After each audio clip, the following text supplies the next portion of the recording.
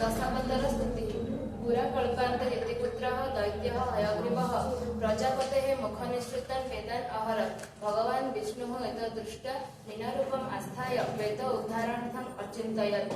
यदा महाप्रलयः समागतः सः दैत्यं हयग्रीवं निहत्य अपहृतान् वेदान् उद्धृतवान्। अनेन प्रकारेण भगवान् वेदानां रक्षायै मीनावतारं धृतम्।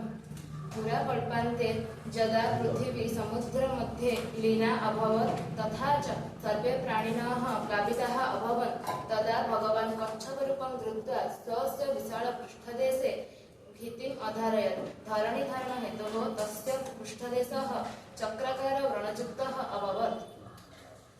यदा हिरण्याक्षदैत्यः पृथिवीं समुद्रमध्ये निक्षिप्तवान् तदा सर्वे प्राणिनः हाहाकारं कृतवन्तः। सृष्टिः विलीना अभूत्। तस्मिन्नेव समये भगवान् वराहरूपं धृत्वा तं दैत्यं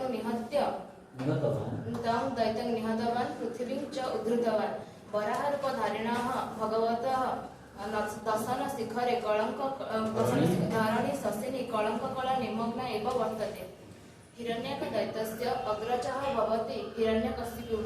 तस्य पुत्रः प्रह्लादः विष्णुभक्तः आसीत्। अतः तं हन्तुं हिरण्यकशिपुः नाना उपायान् कृतवान्। एकदा प्रह्लादस्य उपरि नितरां कुपितः सन् सः स्तम्भं ताडितवान्। तत्क्षणात् भगवान् नृसिंहरूपं धृत्वा तं राक्षसम् अङ्के निधाय भवनद्वारे सन्ध्याकाले नखैः वक्षसः विदीर्णं कृत्वा हतवान्। वामनावतारे भगवान् बलेः समीपं गत्वा तं पदत्रयपरिमितां भूमिं याचितवान्। तत्पश्चात् बृहत् रूपं प्रकटीकृत्य स्वर्गादिलोकं पदत्रयेण आपूज्य तं पाताललोकं प्रेषितवान्। भगवतः पदनखात् निःसृतेन गङ्गाजलेन